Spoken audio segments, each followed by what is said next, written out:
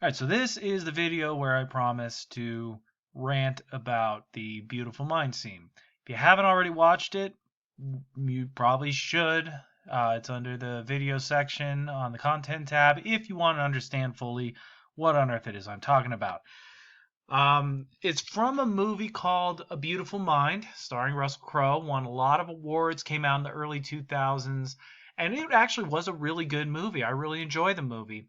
I like movies that are based on a true story, in part because I like then hunting down the true story to see what's different about real life in the movie. Just about, you notice how these movies always say based on a true story? They never say an exact depiction of the real story. Of course, they got to cover themselves legally, whatever, but true stories are generally a little too messy to be a good Hollywood movie. They just don't work very well in Hollywood. Our stories don't follow story structure. There are story structures that make for more engaging ways of telling stories. So Hollywood, you kind of have to expect that a few things are going to be changed around. And I'm not necessarily against that sort of thing. Again, I really enjoyed the movie.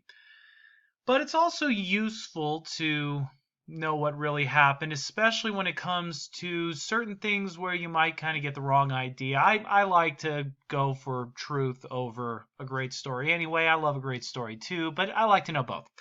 Anyway, since this movie came out, I have a hunch that every micro instructor around the world has just, from the popularity of the movie, knowing that it's out there and a lot of their students may have seen it, they just scrambled to address this at this point in the class. And again, every micro course I've been associated with as either a student or a TA, or I mean, obviously it's my fault as an instructor, but every single one of them, when game theory time comes up, this video is played, and then all the deconstructions are in there. So this is the part of the class where I do the same thing. So in that bar scene, which probably didn't happen in real life. Maybe Nash went to the bar with his friends every here and there and kicked around a few ideas, but there are a lot of things they get wrong. Some of them don't have as much to do with game theory, but they're still worth mentioning in a micro class, like Adam Smith did not say that the best possible result comes from everybody doing whatever's in their best self-interest. We covered that at the beginning of the class. It's a common misconception and misreading of Adam Smith. He didn't advocate selfishness or insist that selfishness is going to lead to better outcomes. He actually advocated altruism in his broader writings and the theory of moral sentiments. Again, we've been over this. He did advocate a less centralized government, but still advocated for government to be involved with regulations and safety nets and things like that. He wasn't quite so, what's oftentimes referred to as economic anarchy. He wasn't quite so into that as a lot of his detractors say he was.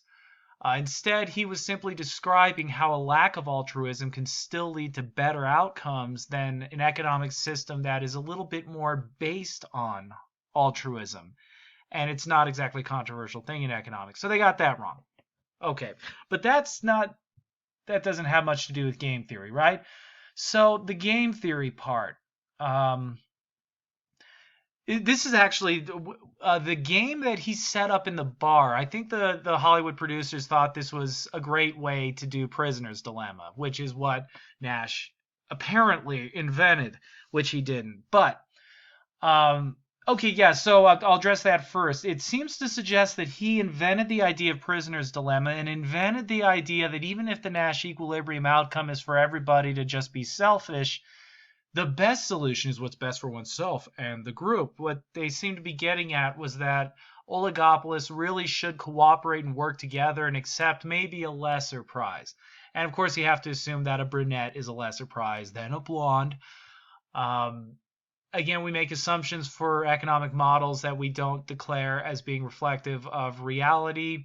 I guess the official stance has to be that brunettes and blondes are all the same. I'm married to a brunette, so I guess I'm safe to say brunettes are better, but who cares? Anyway, Nash didn't actually invent the idea of game theory. He didn't invent use of game theory to study oligopoly behavior, nor did he invent the idea of showing that oligopolists may be incentivized to compete, but there are also There's somewhere in there an incentive to collude if they can get away with it.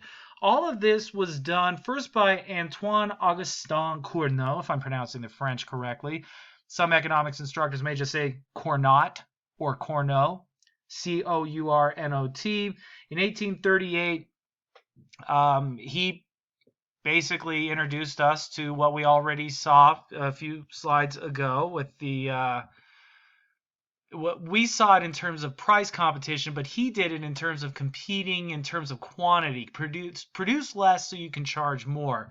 And it was Joseph Louis Francois Bertrand, if I'm doing the French right. You may also hear it Bertrand if you're taking an economics class with an American instructor. In 1883, he said, I'm going to do what Cournot did, except I'm going to make it in terms of price competition instead of quantity competition. And that's what we saw. So Cournot wrote in 1838, Bertrand wrote in 1883 on this topic, and Nash published his dissertation, or did his dissertation, in 1950. More than 100 years after Cournot first introduced us to this concept. So it wasn't groundbreaking in that sense, what Nash did. He didn't invent basically what we're talking about here. There's also that scene at the end where Alex Riga from Taxi, there's another 80s reference to you, great sitcom. He went from being a cab driver, I guess, to being a dissertation advisor in a math department who apparently knew a lot about economics at Princeton. When he said this undermines or this goes against over 100 years of economic thought or something like that, that's probably not what Nash's actual advisor said, although his advisor was a mathematician, not an economist, so he might have thought that it did. But going against over 100 years of economic thought, if you take my macro courses, you're going to learn about the classicists and what they always believed, and they based their views on Adam Smith, and that was kind of the consensus viewpoint in economics. John Maynard Keynes changed all of that by publishing his general theory in 1936. That's what kind of started going against the ideas that were derived from Adam Smith's writings. Again, 1936, 14 years before Nash published his dissertation, the economics profession had already started a rift where a lot of economists moved away from Adam Smith, while others stuck with him, and that rift exists to this day. But it was Keynes who really got that done in 1936, not Nash in 1950. And Nash wasn't trying to do it. And I'm not taking anything away from Nash. I'm taking something away from the economic accuracy of the movie, which, again, great movie. Every time I teach this class, I'm in the mood to watch it again. It was very well done. Russell Crowe's great actor, etc. And Nash was a very interesting person, much more dynamic and colorful, which is in fact why a movie was made about him.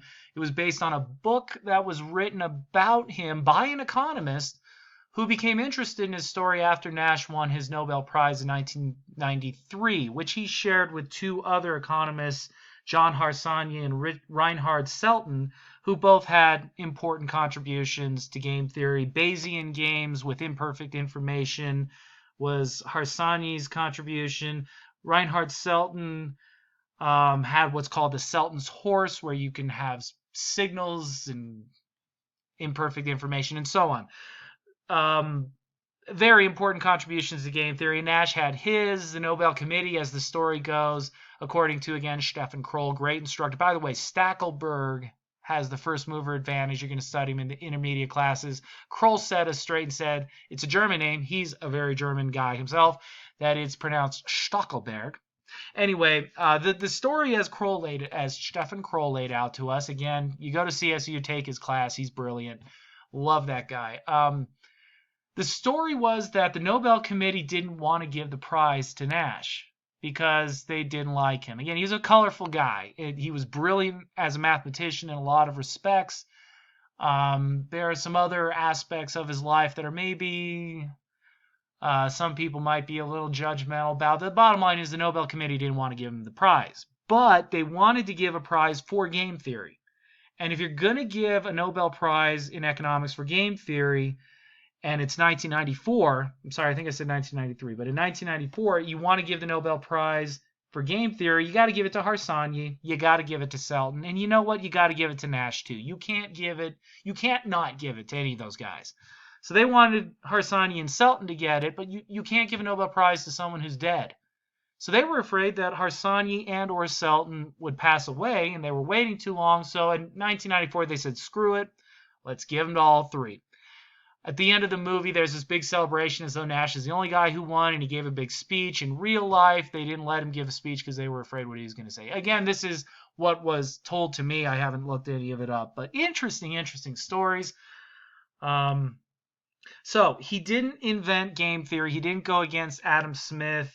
He didn't invent the way of using game theory to analyze oligopolies. Towards the end of the movie, right before he's given the Nobel Prize, it's brought up that it has such broad applications for a lot of different industries, but that's not what he did. So what did he do? Well, if you go back to a slide like this, to a game like this, we were able to identify an equilibrium outcome here. This is called a pure strategies equilibrium.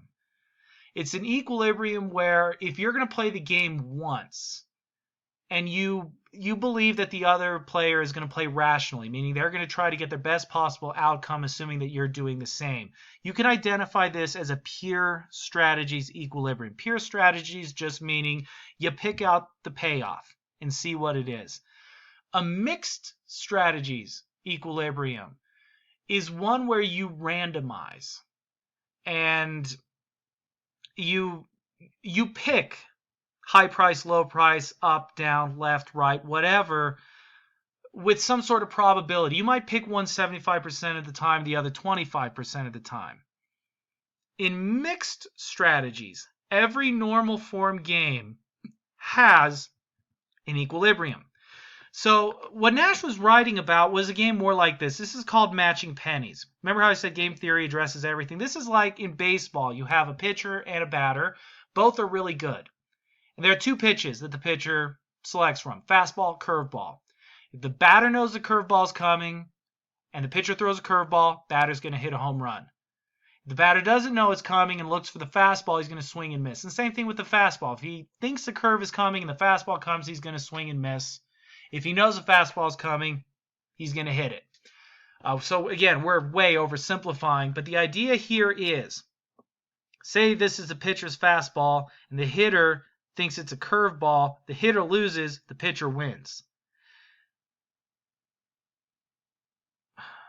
Oh boy, I set this up wrong and I'm too far into the video to change it. We're going to say that this is heads here and this is tails here. Doggone it. So if heads and heads are picked at the same time, then the pitcher wins. Forget about how I screwed up here. This is supposed to be heads, tails, and heads, tails. Whatever. The point here is the payoff. You can't identify pure strategies equilibrium here. If you pick, the role player picks this one, well, they're definitely going to want to change up to here. The column player would want to pick this strategy if the role player is picking this one, but if the role player switches and they want to do this, but then, well, then no, they're not going to want to switch. They'll want to, role player switches to here, then they're going to want to switch over here, but then the role player is going to want to go here. That's the thing to focus on here. You get -1, we'll switch down here to get 1, but then the other one's going to make you get a -1 because they're going to switch, but then you're going to switch up here to 1. Given what the other player is doing, one of the players always has an incentive to switch. No pure strategies equilibrium. What Nash's dissertation showed is that even in a game like this, there is a mixed strategies equilibrium. In this particular game, you're basically going to flip a coin. 50% of the time, you're going to choose this strategy, up is what we'll call it here. 50% of the time, you'll choose this one. You don't know what it's going to be. So it's like the pitcher flips a coin on the mound and the batter flips a coin before stepping in the batter's box. And then they go with whatever the coin tells them. Heads, I look fastball. Tails, I look curveball. Pitcher says, heads, I throw the fastball. Tails, I throw the curveball. And then we see what happens. And you mix it up like that. That is the actual equilibrium.